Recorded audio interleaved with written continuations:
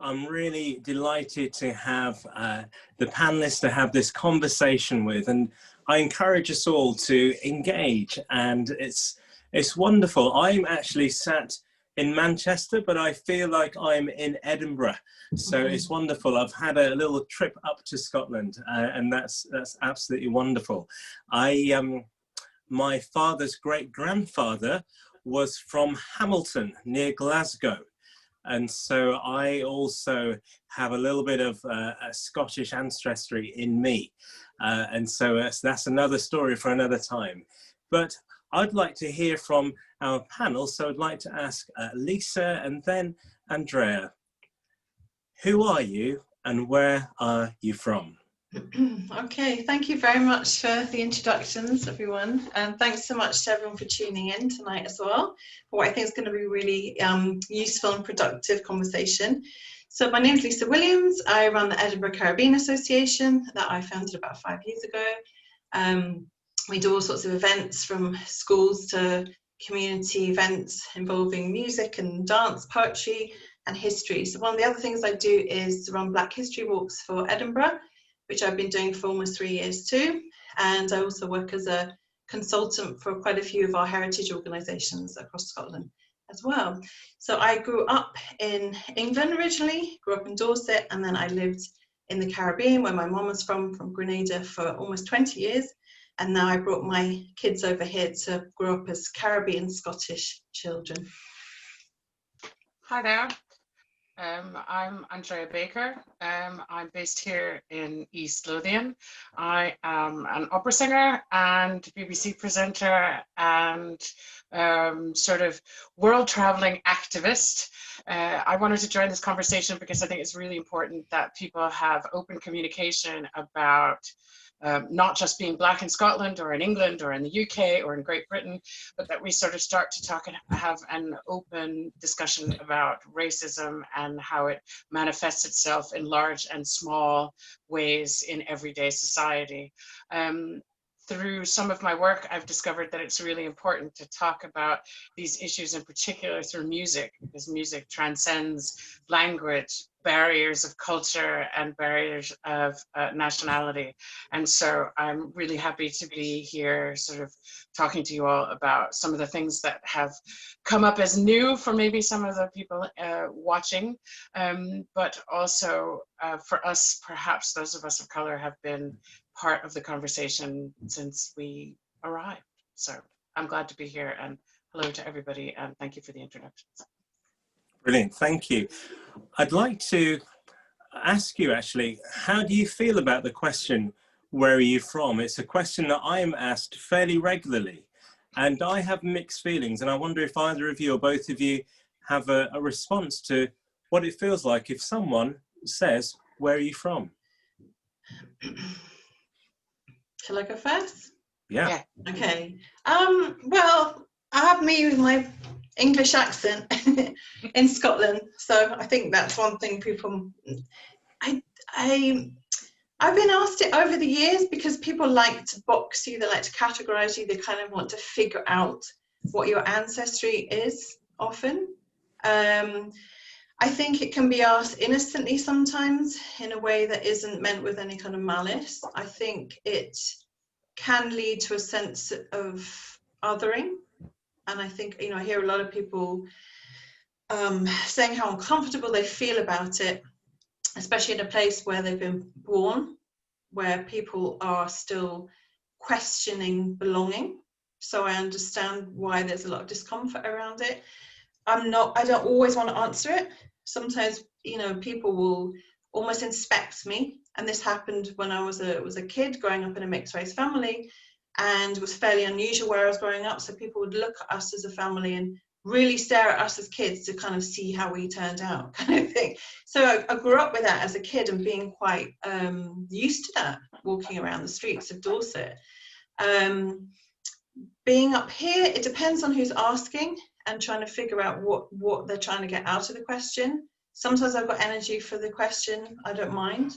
And other times it's not something I want to answer particularly, and I kind of will duck the question. So that's my take on it, but people feel differently about it. I know Jackie Kay, our national poet, that is something that she has addressed as a Black person, a Black Scottish person, continually being asked that question in her home, and really not enjoying that question one bit. I think, Lisa, I come to you with sort of a similar answer, in the sense that obviously as soon as I open my mouth, people know I'm not raised in Scotland. I describe myself as American born and Scottish by choice.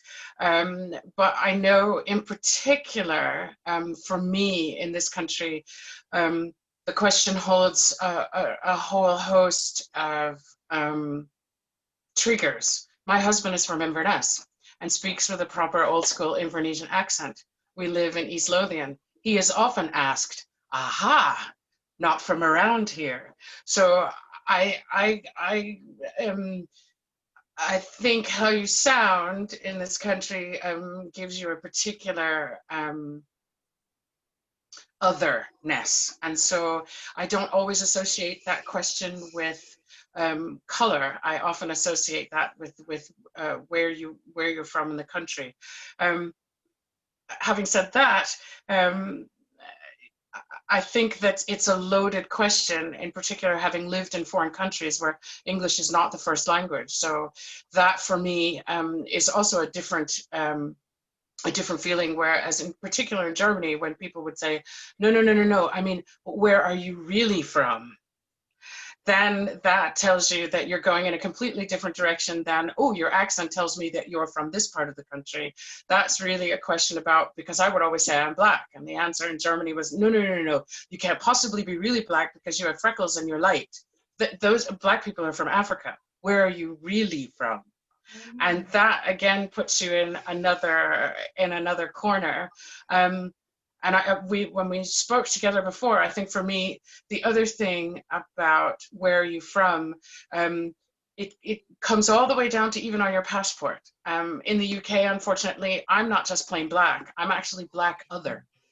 Because I'm not Caribbean, I'm not African, and I'm not Southeast Asian or South Asian. And so the box I tick is actually other. It actually has other on the box, which at the start sort of made me feel really uncomfortable, but then it sort of gave me a way to sort of bring up the discussion in codifying, that why do we all have to be codified? You're Northern, you're Northwestern, you're from the South, you're brown, you're dark, you're this, that, the other. So I think recently the question has become a little more weighted, but if I'm to be honest, my experience in Scotland is largely accent and not colour. Thank you. Now, you've both of you have mentioned a term. You've said othered, othering, other. I wonder, for those of us that may not be as familiar with that phrase, perhaps Lisa, if you could give us a little bit of a definition.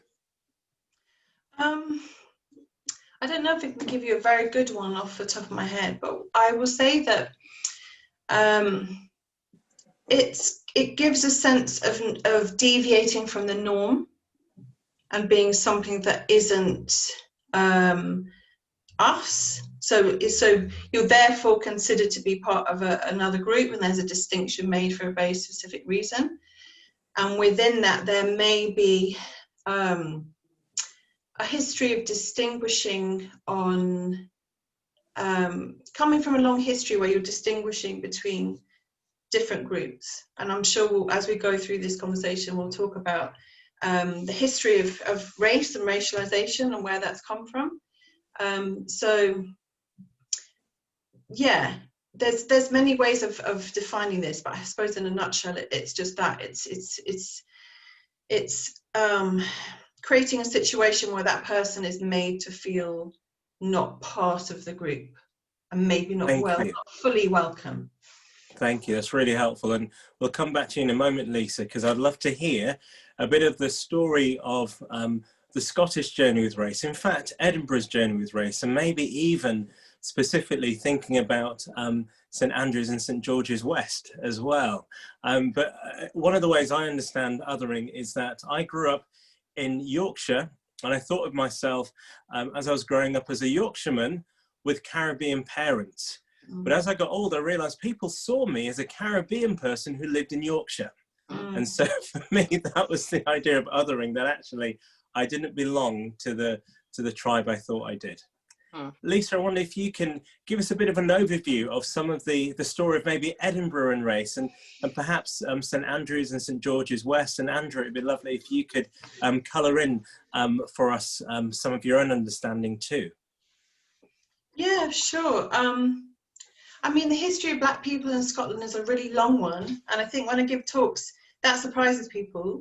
So going back to close to 2,000 years that we know of, because if we think about people like Septimius Severus, who was the African Roman emperor from Libya, who actually had a fort in Edinburgh at Craman Island, and that sometimes surprises people, thinking about the Roman soldiers that were part of that almost occupation, not quite, of Scotland, but especially around Hadrian's Wall. We also have African people who were part of the royal court in Edinburgh itself, and then it's got African people who were in elite households right across Scotland in the early 16th century and right through that century. We then, of course, have Scotland getting very much involved with the transatlantic slave trade. So then you get Black people coming to Scotland and living here as part of that. And we've got a mention of a young boy being baptized on the Royal Mile as far back as the 1680s. And then we've got mentions of people who were held as enslaved people, and the legality, that's a whole other story. But being held in households and being part of Edinburgh households right through the 18th and going into the, well, then they are officially servants going through into the 19th century. But it's not just servants. We've got histories of people coming here as students, going to the university for the last 200 years. We've got people coming here who were Black abolitionists. We've got many speakers that have come here. So basically, you have Scotland being disproportionately involved in the transatlantic slave system, particularly as military men, as governors, as plantation owners in certain places, land ownership of small islands like Antigua. We're looking at about 72% of the plantation owned by Scots, just as an example. And of course, we also have Scots overrepresented in the abolitionist movement. We've got some highly influential Scottish abolitionists as well. We can look at the Scottish Enlightenment and look at ideas of people like David Hume, who, with his infamous racist footnote that he brings into his essay on national characters, he revises several times, so it's not a throwaway footnote, where he actually refers to differences between racial groups as being natural, which was, I mean, of course, he's such a highly influential philosopher of his time. We've got people within the Enlightenment itself who were criticising Hume at the time, people like James Beattie up in Aberdeen. So that, you know, the Enlightenment period is a mixed one when it comes to different philosophers' ideas. We have, for example, Scots being overrepresented on the slave compensation list. And the person who receives the biggest payout is from Leith, John Gladstone, £83 million in our money today.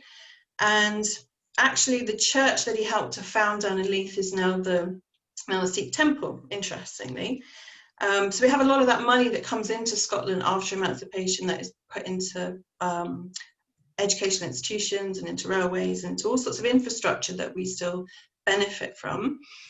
We have Scottish abolitionists who are involved in, okay, so for example, we have Andrew Mitchell-Thompson, who was the minister of St George's, who was a radical evangelical minister who goes a long way in making sure that people are pushing for immediate abolition of slavery itself, with his fiery speeches, one that he makes in the assembly rooms in 1830. We have then a lot of women who are involved in the Edinburgh Ladies Emancipation Society, who are Quakers, and they are actually encouraged by Andrew Thompson, who's a minister of the Church of Scotland. So you get this crossover happening between those two types of churches. We have Scots also involved in the Civil War, very much on both sides. So the Edinburgh Ladies Emancipation Society are helping African American abolitionists like Frederick Douglass, helping Harriet Tubman with Underground Railroad. So you see this transnational, transracial kind of solidarity happening at that period in the mid-19th century, which I think is a really important thing for us to know about. Obviously, there's been lots of work done in this area by Scottish historians. And my role is to sort of take this history to the streets and actually go to these spots and talk about these things. If we skip to the missionary periods, the periods of quite intense missionary activity that happens with colonialism, that's quite a mixed bag, and that might be something we may want to touch on a bit later. Sometimes it's really helpful, and sometimes it can be destructive, in my view. You have the interwar period, so you've got people who are considered to be early feminists, like Mary Stopes. When you look a bit closer into her history, you see that she is a eugenicist, and she's an admirer of Hitler, and she talks about sterilization of half-castes and that kind of thing. So I think even her legacy, as an example, is something that people in Scotland don't always know, especially people who might consider themselves to be feminists. We have a whole history of skull measuring and pseudoscience that develops particularly in Edinburgh University, and you have Black intellectuals coming and studying at the university and really trying to fight against those ideas in the university. You even have Edinburgh's colour bar that's mentioned in the newspapers in 1929, particularly with Indian students at the university who are being barred from nightclubs or bars or restaurants, particularly on Princes Street, and that actually makes the news. And they change, it's not actually legal, but it's allowed by the local authorities. We then, if we want to skip to the Second World War, you then have Scotland's kind of version of Windrush, if you like, with 900 men who come from British Honduras to fight, well, not to fight, but to aid the war effort because they are lumberjacks. So the wood that they're cutting down the forest is used to construct various things in coal mines. It's used to repair railway tracks. It's used to repair bombed out buildings and things like that. And what is interesting about them, and you see this happen again and again over history, where local people very much embrace them. So you've got 900 men who are stationed out all over Scotland, different areas, some out in East Lothian, and you see the local people very much accepting them and become part of the community. What happens though is that some of the landowners, where they've been stationed onto that particular bit of land, Duke of Buccleuch, for example, is one person, who makes an official complaint to the British government about fears of race mixing and about being very uncomfortable about having Black men on his land because, as he says, the local girls are far too fond of them. And you get marriages starting to happen, and there's actually those units are disbanded very soon after in 1943 because of these fears of race mixing. So if you start looking into the documents, the government documents at the time, which are now all been declassified, I think it's interesting, especially with the Windrush scandal that has been happening over the last few years, seems to be not being resolved in a way that is, it's just been stalled as far as I can see. Now, at that particular time, just after the war in 1946, you actually have a couple of thousand ex-Nazis, ex-SS officers who are assimilated into the British countryside, and they're actually supporting Hitler and having celebrations of Nazism right up until they die, maybe to 15 to 20 years ago. And at the same time, the British government is trying everything that they can to keep out Black British service men and women who have come here to fight for the war. And I think there's not enough people know about that, and that kind of hypocrisy. And a lot of it was to do with these sort of lingering ideas about eugenics, and if we let too many Black people come into the country, they are going to pollute the ethnic stock, and that kind of thing that you can actually read in the documents itself. Now, after this period, there was a lot of anti-racist work done during the 1980s, where you have a multiracial movement, so people coming together. And you have people like Rowena Arshad, Makomi Macron. You've got various other people who came together to work in solidarity with them, partly because, and there was an organisation set up called the Lothian Black Forum. There was a Somali student who was actually murdered in 1989 in the centre of Edinburgh, called Ahmed Abukar Sheikh, and he was actually murdered by a white gang, and only one out of that gang ended up being arrested and jailed for only 21 months. We have also, in May 2015, there was the incident of Sheku Bayo, who was a man from Sierra Leone, who was a 31-year-old father of two, who was killed by the police in Kirkcaldy with terrible injuries. And that is something that, a matter that has not been resolved. And what has happened this year with the Black Lives Matter movement, looking at police brutality in the US, it's put the spotlight on Britain and it's put the spotlight on Scotland as well. And people waking up to realising there's been a lot of denial about racism. So I would say it's a real mixed bag. Again, over and over again through history, you have these multiracial movements of people coming together and doing the right thing and fighting against racism. But there are still issues that definitely need to be resolved. Great. Thank you. That's such a helpful overview. Andrea, I wonder if there's anything you'd like to add into that picture yourself? Well, I think I would say, first off, I'm clearly not a historian. And what I would also say, in addition to that, is I came to Scotland in 2005. And that was sort of the real start of the awakening, and people starting to examine their Scottish influence or Scottish participation in the slave trade. And I remember I was doing a documentary on Frederick Douglass's time in Scotland.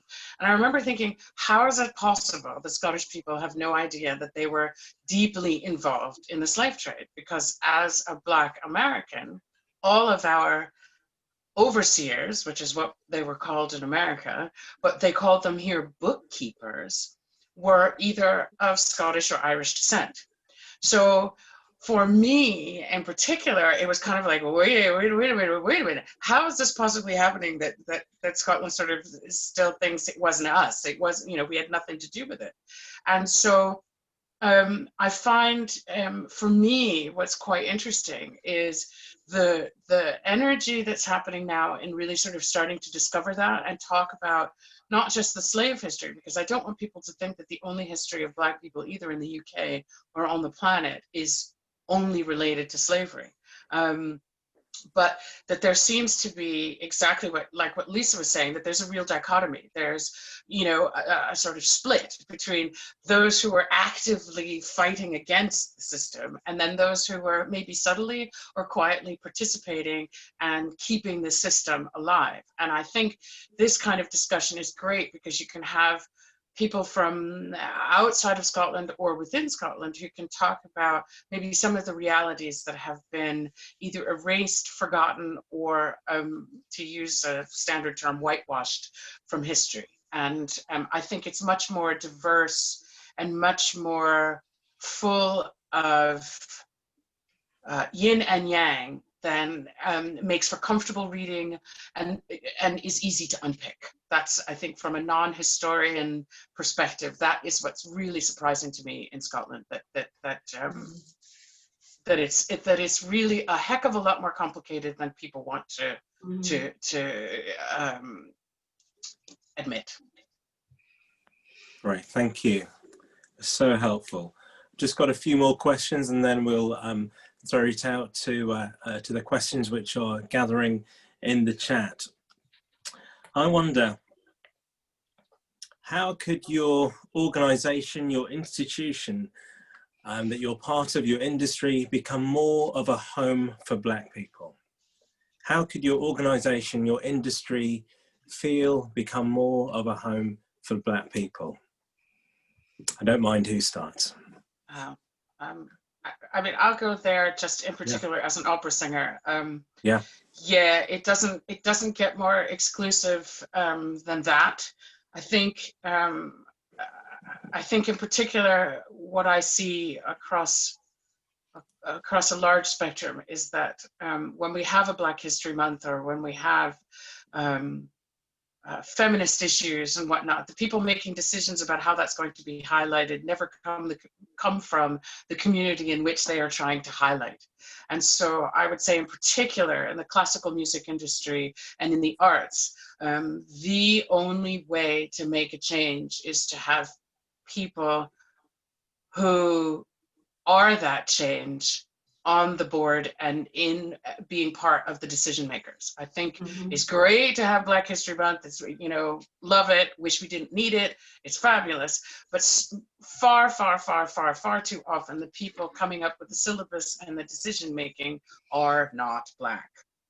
And there is a wide, diverse, I mean, you can see just from the three of us, there's a hugely wide and diverse Black experience. And if you don't have a wide and diverse group of Black people or Asian people or Jewish people or Christian people making those decisions, then you get a narrow-minded looking in perspective on what it means to either be Black, Christian, Jewish, Buddhist, artist, actor, painter. And I think that for me, a voice in the decision making is most vital. Great, thank you. That's really helpful. Lisa, have you anything to add? I would totally agree. And, you know, when it comes to board membership, we have so many Black people in Scotland with incredible skills and experience. So I think we have to get away from this idea that it's like a duty or, you know, yes, a responsibility, but it's also highly beneficial as well to have those perspectives and have those different networks. Because what I find in Edinburgh is that it tends to be very socially segregated along lines of race and class, more than quite a few places that I've lived in, and it's quite surprising to me. And it can kind of change from one street to the next. It's really odd. So definitely senior positions. I think working in the heritage industry, one of the things I'm always pushing for is to bring youth in and actually having properly paid, well set up internships for youth with viable pathways for a career. So it's not just a sort of one-off thing, we're going to do this quick project, we're not actually going to pay you for it. Do it properly and make sure that those young people are harnessing their energy and harnessing their enthusiasm and make a place for them in a way that feels like home. Now, the other piece of that, especially my cat's meowing here, in terms of wants to go out. In terms of heritage organisations, I am very passionate about this idea of polyvocality. So bringing in lots of different perspectives. I mean, even if you got to, let's say, the museum up in Culloden, you can see that folks that have been up there, you'll walk down one wall and one wall tells one side of the story, the other wall tells the other side of the story. You could easily do that in a museum, in an exhibition, looking at the effects of Scottish imperial actions in places like the Caribbean or in America or in India, for example. You could set it up, not that you're trying to create a false equivalency between those things, because that's the other thing you've got to be careful about, right? Yeah. So we have to also get away from this idea of debate and have a proper dialogue and actually have different ways of communicating, because I think if you've all grown up in the British or other similar education systems, we're very much generally brought up to debate, not really listen, and not really come to trying to understand the other person's point of view. So we need to get away from that. I think the other thing that's important is to reach out to very specific groups, because often I hear heritage organisations saying, well, we'd like to work with Black community, we don't know who to ask for, so we just did it anyway because we didn't know anyone. And actually, I was talking to someone about this today. So it's quite easy, really, to Google things, check with, you know, the Coalition for Racial Equality and Rights in Glasgow. They're going to be working with a whole bunch of different groups of people of colour. And, you know, it's not like we all know each other, but it is a small country. We kind of sort of do, you know, the network is there, right? We can put people onto other people, so it's easy to do. But people do, I think people are comfortable in their groups. They're comfortable often with who they've grown up with from the time they're 3, and they stick in those groups. Not always, but I see that quite a bit. I think now that there are a few issues with heritage organisations, even things like human remains, if we're going to go there. Human remains still held in organisations over Scotland. I think we're going to have to come to terms with that. There have been calls for human remains to be repatriated, and it's sometimes been delayed, and some of those things are starting to go back now. But I do feel that this year, with all the pain and trauma that has been happening for years, and and has been happening this year, and people who aren't necessarily affected or from those racial groups are starting to understand, are starting to wake up and have conversations that I haven't had before in this way ever, and I'm 50. So I feel very, this conversation even, but I feel very inspired that people are willing to have these conversations, and sometimes they're quite difficult. But I do see a real opportunity now to move forward and to do some really constructive things together. That's brilliant, thank you. I'll ask one more question for now, and then we'll hand over to the wider community that's here to hear some of their questions. Actually, I'm gonna cheat and combine a couple of things. So I wonder, what is it like for you having a black body in a white world? And the additional question is, what places, people energize your sense of self as a black person? So what is it like having a black body in a white world? What places and people energize your sense of self as a black person? Andrea, why don't you start for us? When you first posed this question before, when we were having a chat about this, I laughed. And I didn't laugh because I found the question funny. I laughed because I don't live in a white world. That is a paradigm that is created by white people to make us think that we are the minority. And I would first and foremost say that a blonde-haired, blue-eyed person is in the minority on this planet. And so, having grown up, I'm like Lisa, I'm old enough to remember a time when there was nobody on a magazine cover, on television, on radio, who looked like me. So, growing up brown in a largely white, wealthy suburb, I was just unusual. But I grew up in a black family. And I also want to say that in the black community, there's we're sitting here having a discussion about black and white, but within the black community, and I'm sure Lisa can also speak to this, there is a huge difference between dark-skinned and light-skinned, good hair, bad hair. So this discussion does not need to just happen between black and white. This discussion needs to happen in our community as well. And so for me in particular, in my family, mixed race as well, I was the darkie. So me stepping out into the world was no different than the four walls that I grew up in. So, moving to Germany, people would then say, oh, no, you're not really black. You can't possibly be black. You have freckles. You're not African. So it was all of a sudden, everybody's social experience decides what it's like being black growing up in a white world. And I remember the first time I went to Japan, it was kind of like, wow, hey, it's not that I'm black, it's just I'm not Japanese.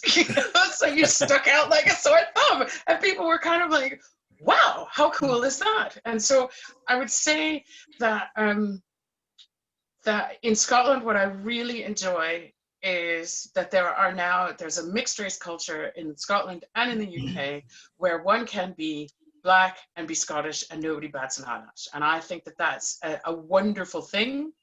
But I would also, again, try to stress the fact that we are not the minority.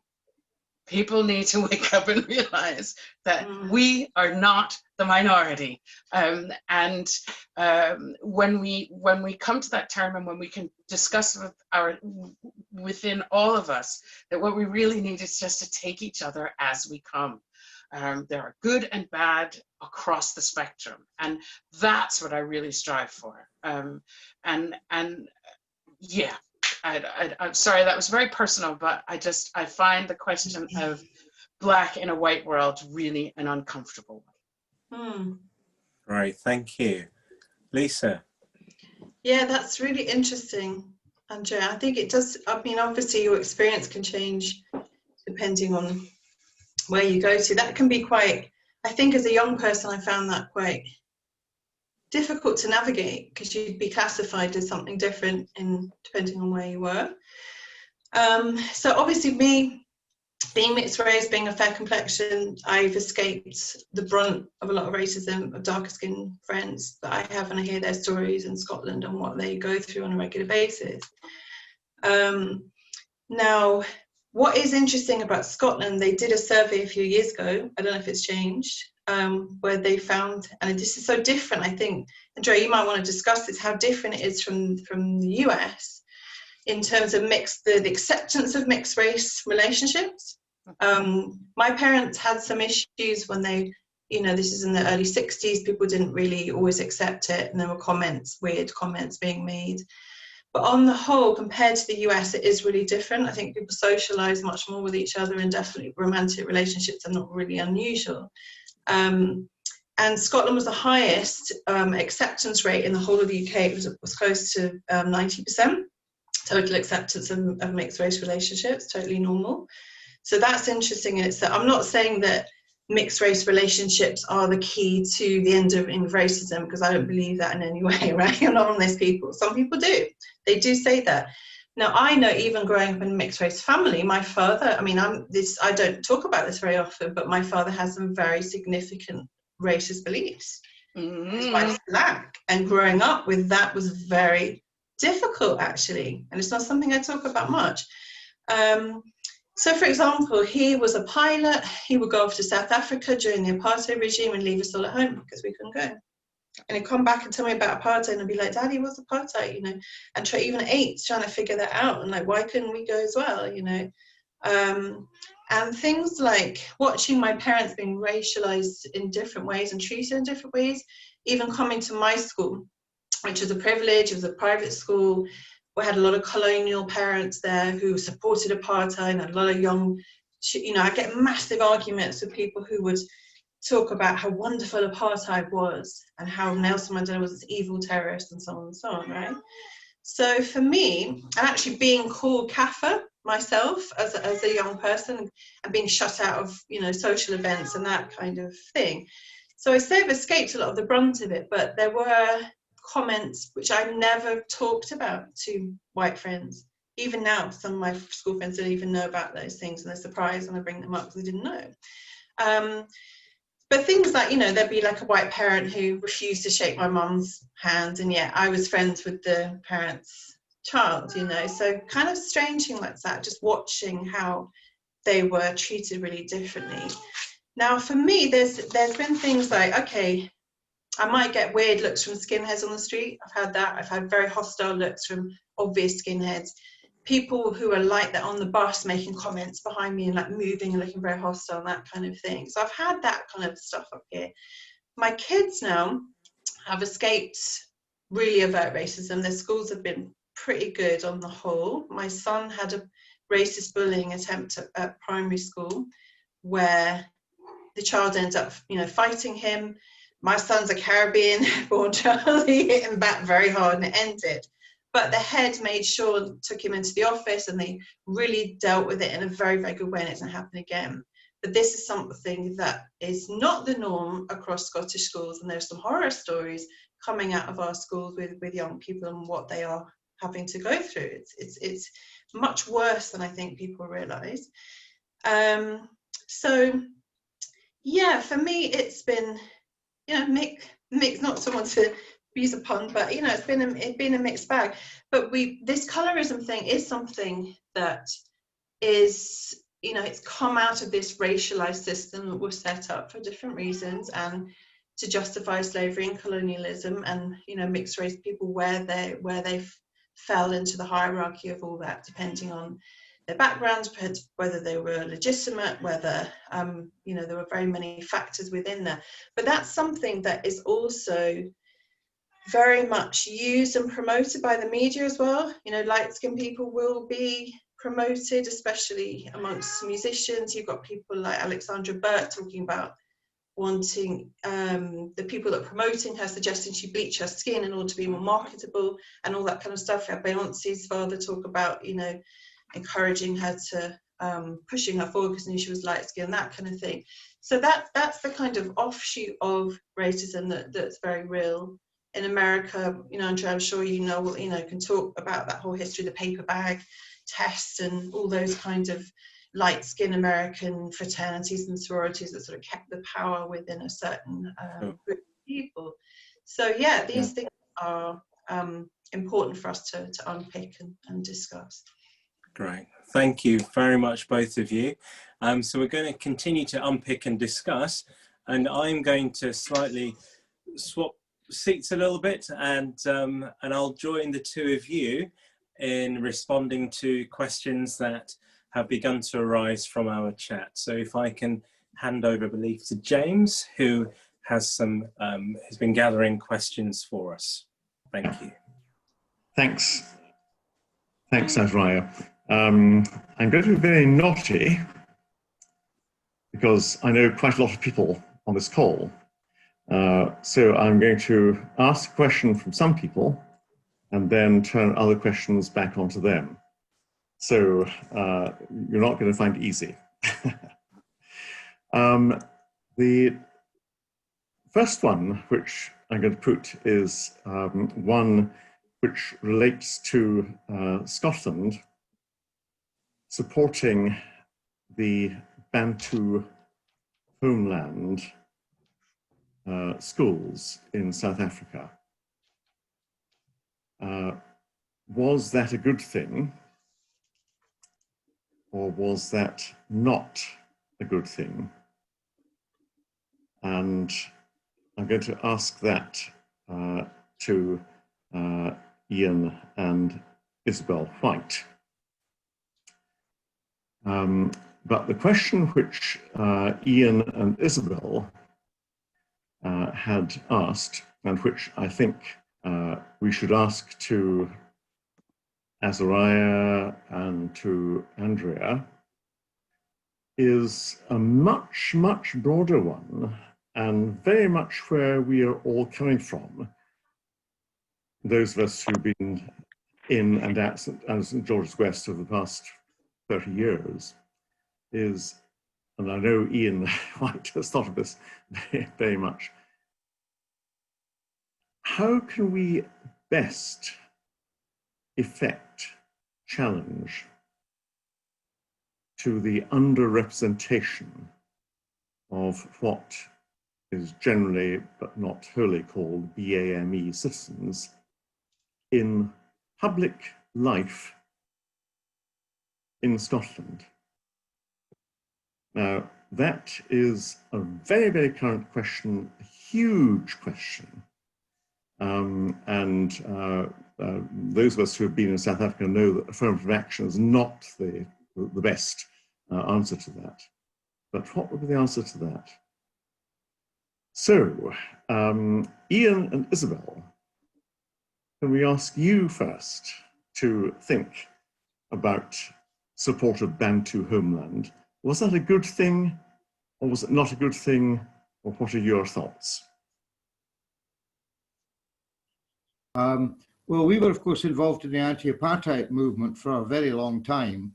And one of my great heroes, whose memorial service was held in St Andrews and St George's, one of the memorial services, was Trevor Huddleston, Archbishop Trevor Huddleston. And of course, he fought the Bantu Education Act.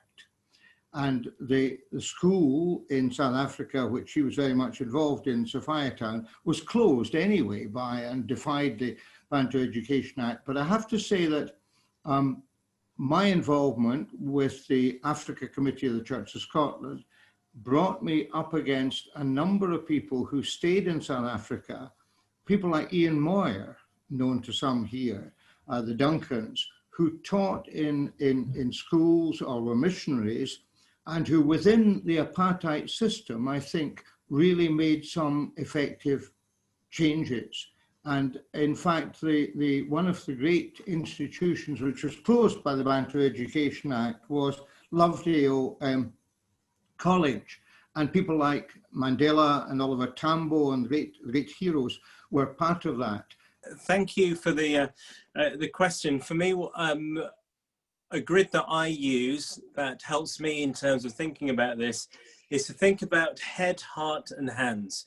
And by that, I think when I have shared with white friends, colleagues, about some of the things that happen, it can be what we call microaggressions, so small things that happen on a regular basis, and it happens so frequently that it can become quite distressing and quite traumatic.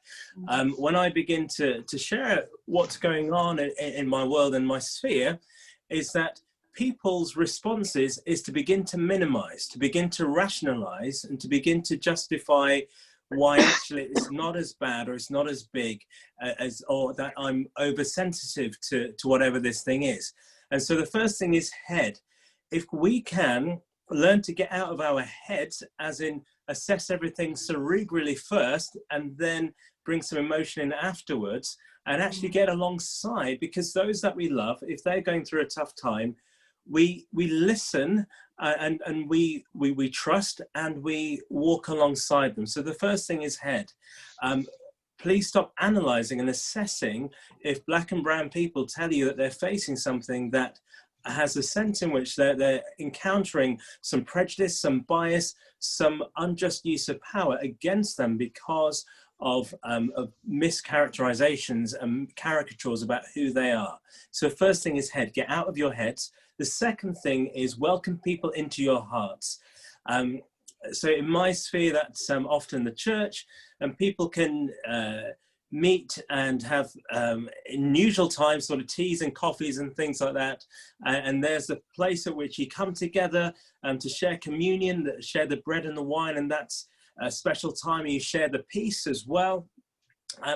However, that is still a bit of a public sphere. And why saying welcome people into your hearts is moving from the public to the personal sphere. What would it mean for you to have a black or brown person in your personal sphere and for you to be in theirs, whereas it's actually a human to human connection where there's heart to heart, where there's stories sharing? Because if that begins to happen, we really begin to see life through another's eyes, that leads to hands. There's a theologian called Walter Brueggemann, and he says that we only really are fully committed to something, not just where we put our money and our budget, although that's important, but where we put our bodies.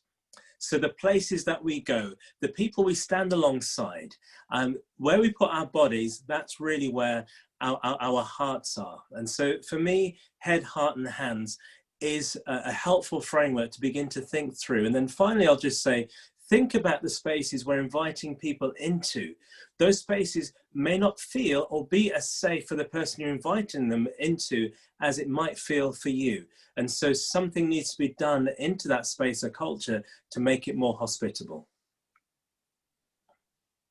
I think that's an interesting way to sort of to make it sort of doable. I think in particular, what a lot of people are dealing with now and talking about now is, what could I be doing? What could I, how can I help? How can I be more proactive?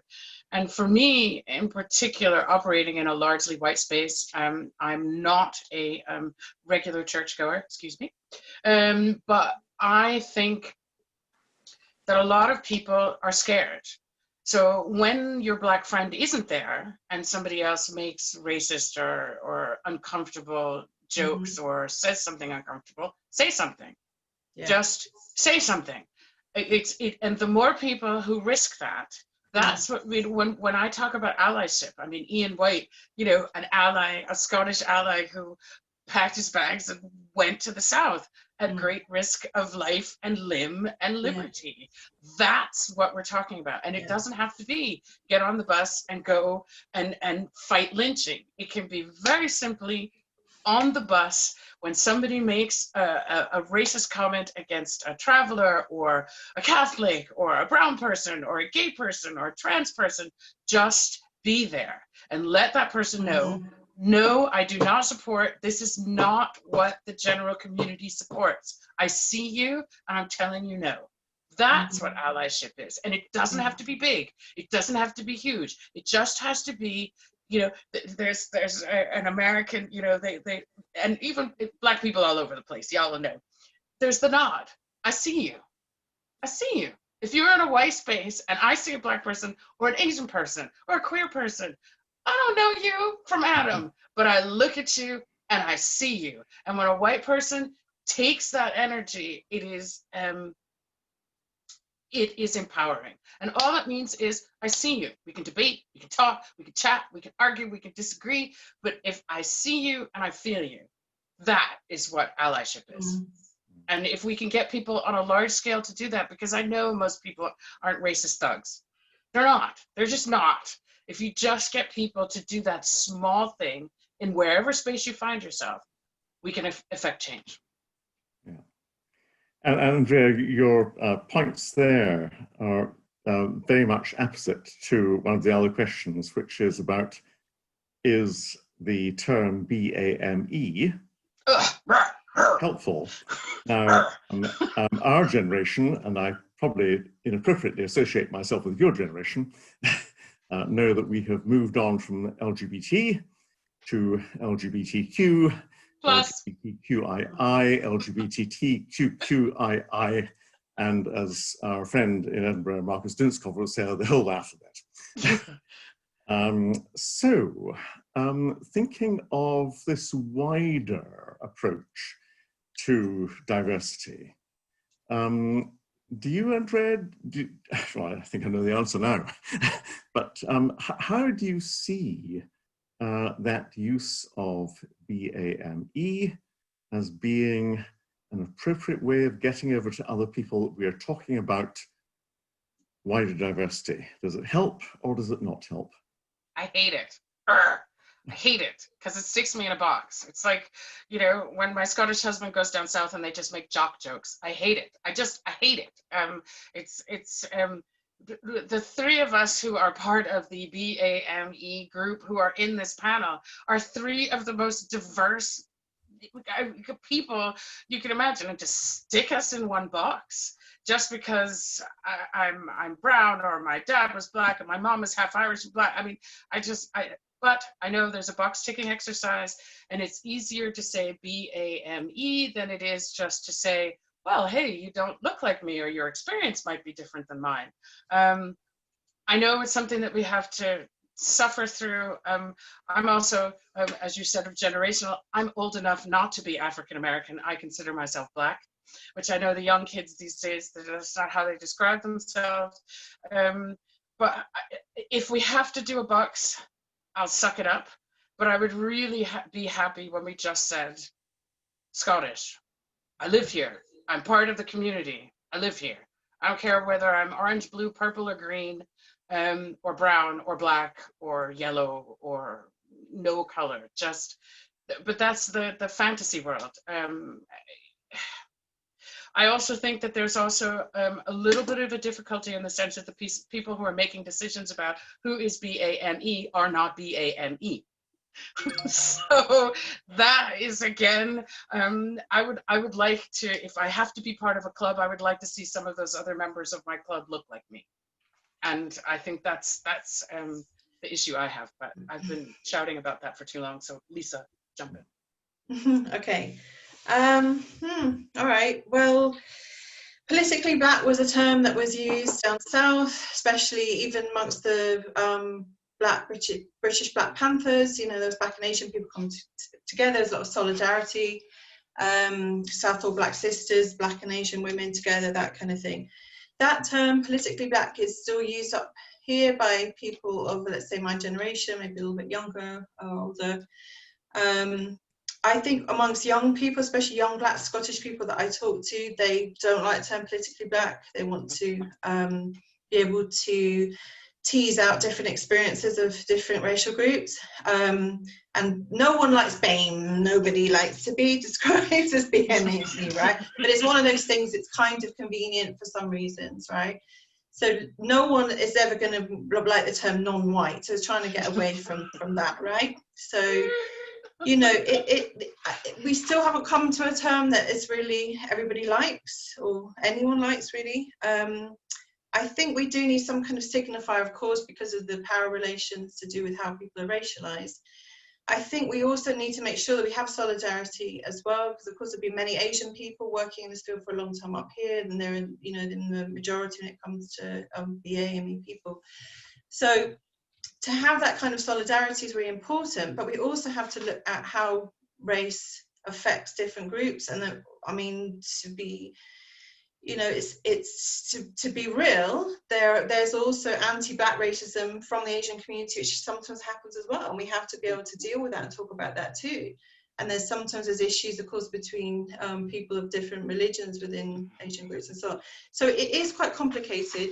There's quite a few people of African heritage up here who will not use the term Black, and they don't want even that on the ethnic identity boxes and say, I'm of African heritage, I'm not Black. So sometimes you have an issue between Caribbean and African people over that. So, you know, this thing is quite complicated. So, yeah, the BAME thing is rapidly falling to bits, and we'll see what ends up in its place, or what we decide that we want to be called. What we want to be called, yeah, exactly. Rather than the official government or white people deciding you are going to be called BAME. So it's that whole thing to do with coloured and people of colour. It's self-definition rather than being defined by someone else. Yeah. Yeah. There's a related question, which really is one for Andrea, but I'm not going to ask her to answer it first, because I think other people might have other views, like Azariah and Lisa. Which is, as I mentioned a bit earlier, the affirmative action question. To what extent should we, as people who are interested in this, be promoting there being a greater diversity at the heads of organizations? Now, in Andrea's case, I will say, and I will probably be corrected by others, that Grace Bunbury was probably the first Black singer to sing it by right. We can probably all, with our various backgrounds, think of the first or so, but we're not just thinking of the first, and we're not necessarily thinking of affirmative action. How do we help our communities to work towards greater diversity, whether it's the community council, the town council, the church we're involved in, the choral society that we're involved in, anything like that? Azariah, you have just moved from London to Manchester, from one very diverse place to another very diverse place. How do you see these things? So actually, when I was in London, I was in the suburbs, and I was in a very leafy green, predominantly white, middle class, upper middle class, affluent. So I sometimes felt like a chaplain to a lovely prep school in my work there. But now I am in Hume in Manchester, which, yes, it is a very diverse place. However, there are structural inequalities. So affirmative action is actually just a bid for equity. We can talk about equality, but equity is actually working it out. So actually, we have a more level playing field, and so that is something which is vital. And I think what's interesting for me is now I'm in Manchester and I'm looking at a church. I have people around me who are beginning to think about what this chapter of the church's life could look like. And I realize that it's so easy for people to say, well, let's get this person in to do this job, or let's get this perspective in. And it's the players that we've had already. It's picking up the scripts. So even though I'm a black person, I'm picking up a script which fits the Church of England template, which is geared towards an elite white Englishness. And so I'm having to say, hold on a minute, let's take a careful look at this script. Is this a script that we want to share? Is this a script which actually has that polyvocal perspective that Lisa was talking about? Who do we need to speak to? Who are the stakeholders? And in fact, the community that I'm part of, the congregation I'm beginning to serve, has had less agency within its own affairs. And so I'm having to work against the grain and counterculture to make that conversation broader, and for us to break some of the automatic ties of people that we know, who are usually people that look and sound like us, and people that we just go to instead of doing the hard work of the head, heart and hands that I've been speaking about. Andrea? The most segregated hour in the week is 11 o'clock on a Sunday morning. We all know it. It's not just in the US, it's also in the UK, it's all across the planet. And I think that until you've broken bread with somebody from somewhere else who thinks differently, prays on a different day, doesn't pray at all, until you do that work, you're always going to be, like Azariah said, pulling from your same group, pulling from the same people that you see on a Sunday morning, or you see at the office, or you see in your local grocery store, or you see on the street. And I think as a musician who travels internationally, one of the wonderful things about my work is that you're plunged very often into places where you are a fish walking on pavement. And that means that you need to be able to assimilate is the wrong word, but you need to be open to being uncomfortable. And when people talk about diversification, when people talk about getting more representation, you're still pulling from within your own circle. If you see a certain name on an application, you decide where that person's from. If you see a date of birth, you decide how that person, based on how old they are, will think, and will they fit into your group. Being uncomfortable creates change. People hate change. And so what I would like is to see people get excited about change. You mentioned Grace Bunbury. She was by no means the first. She was like way down the list of Black women who stepped into that world. The first woman born an enslaved person was a woman named Elizabeth Greenfield. And she was born a slave in Mississippi. Her freedom was purchased by a Quaker. She ended up singing for the Queen in the UK in 1853. That is an extraordinary journey. Do we know who she is? No, nobody knows who she is.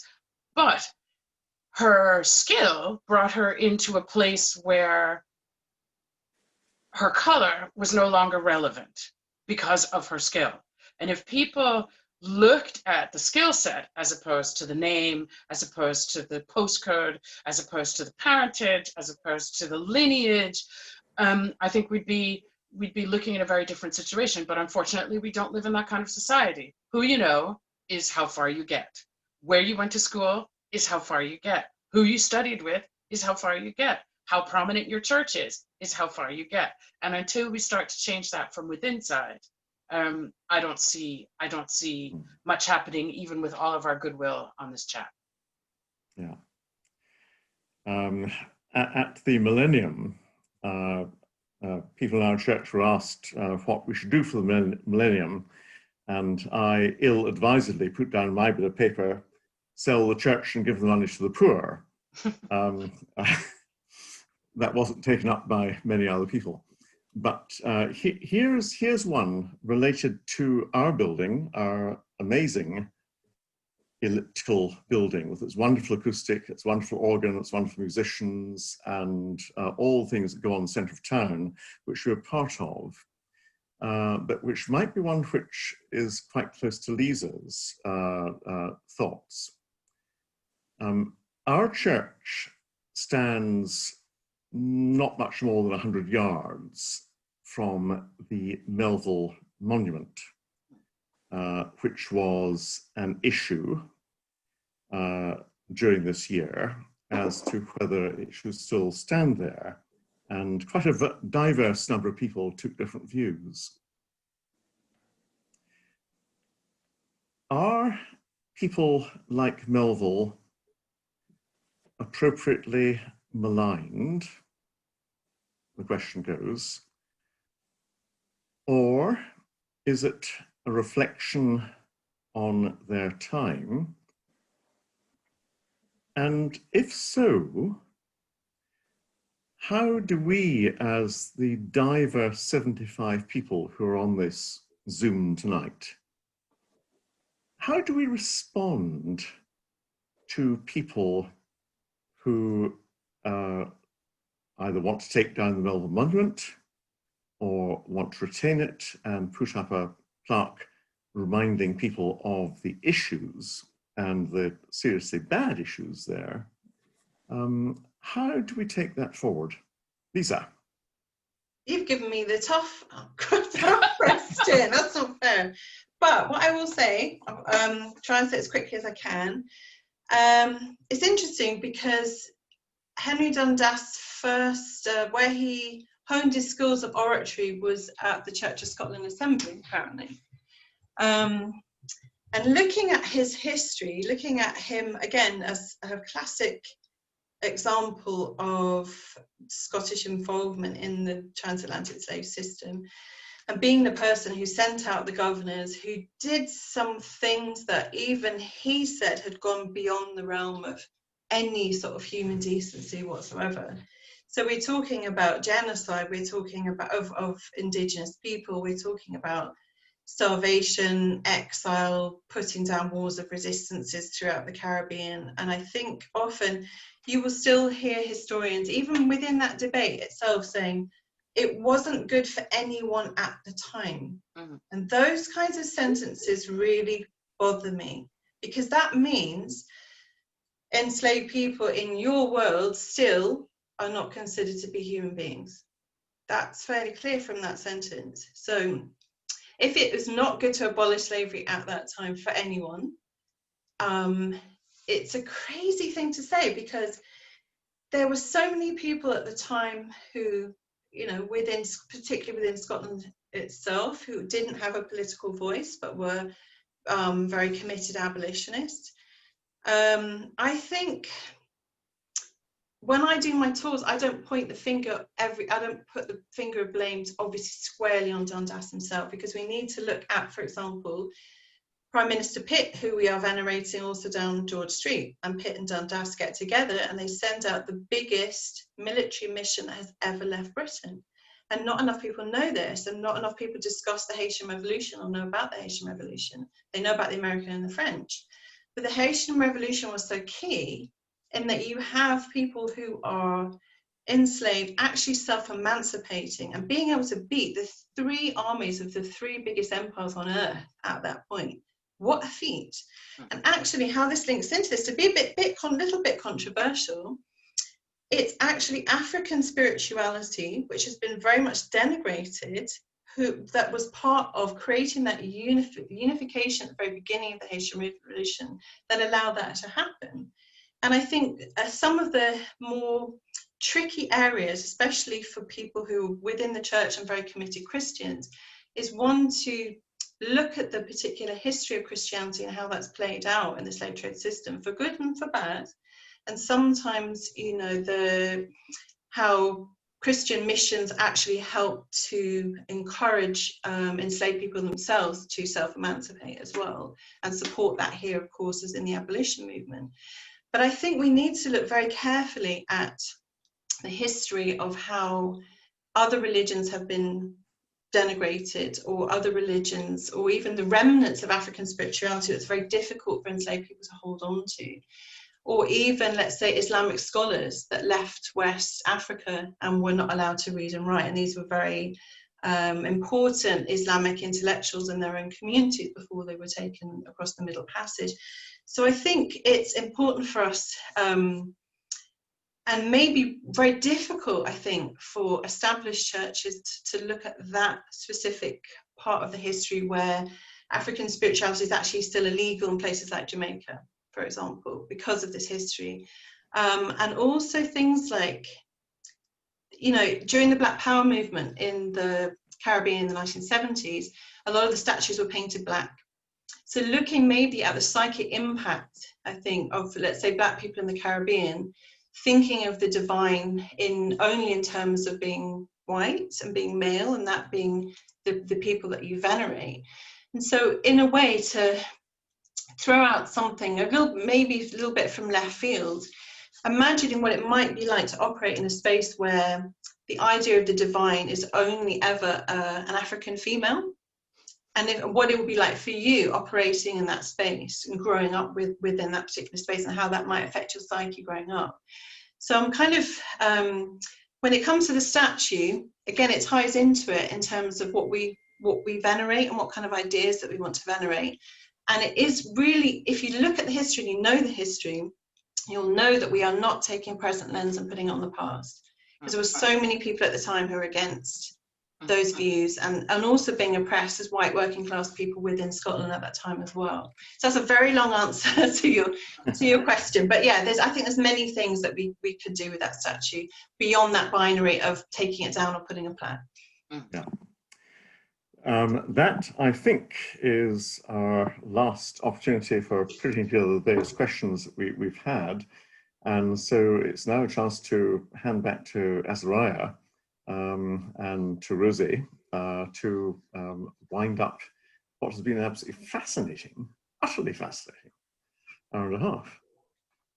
Absolutely. Thank you, James. And I think my head is spinning. I think we've gone in. It's a rich conversation in so many directions. And the phrase waking up, I feel like I've woken up repeatedly or started a waking up process, which heartfelt thanks to Azariah, Andrea and Lisa tonight. We are having this gathering virtually and remotely, yet I feel thanks to you and your honesty and authenticity, we've managed to enter a very personal sphere. And a huge thank you for that. And in the mode that when we started our conversation, self-reflection continues. I don't know what questions each of us who have been listening tonight is leaving with. What does it mean to be open to being uncomfortable and to welcome change? What does it mean to see? What does it mean to be an ally? All these questions are swirling in my head. And so even though this particular event is drawing to a close, here's to the conversations continuing.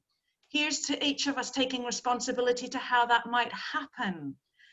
So this feels really like the start of something meaningful, and I want to extend again a heartfelt thank you to our panel, to everyone who has made this event possible. This is what happens when you get in a room with someone and get in a conversation. And please know that this event will be posted on our YouTube channel, so the link will be sent out to everyone. Please, you can listen again, experience again, and please feel free to share with others.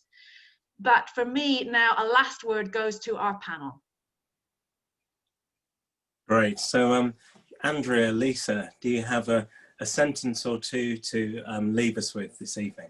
Sure, thank you so much. And conversation is definitely the way forward, even though it can be uncomfortable. One thing I'll mention before we leave is that when I was going through a very hard time in my life, I came into your church, and I remember I used to go there regularly and sit in the corner with a cup of tea and cake.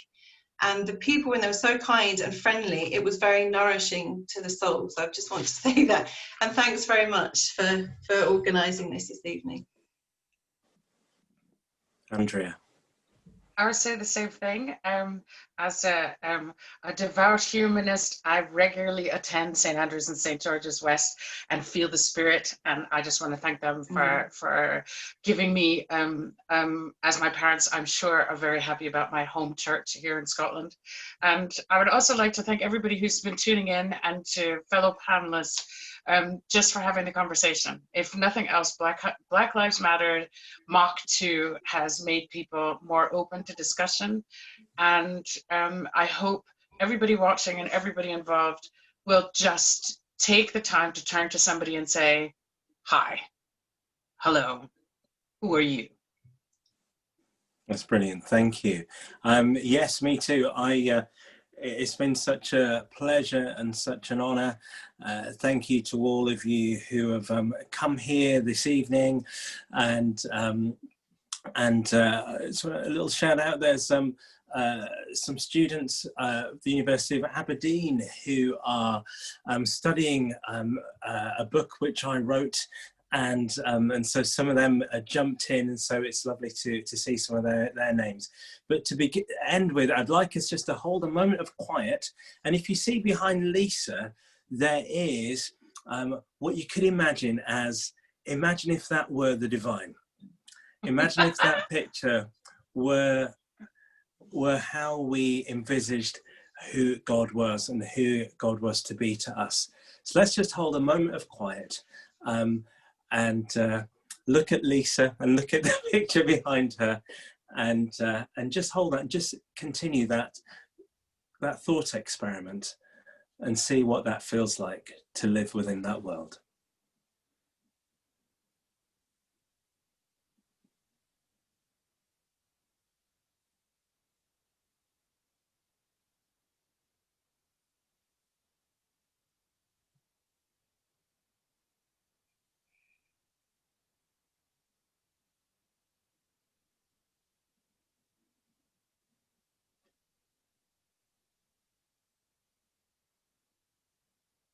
Amen.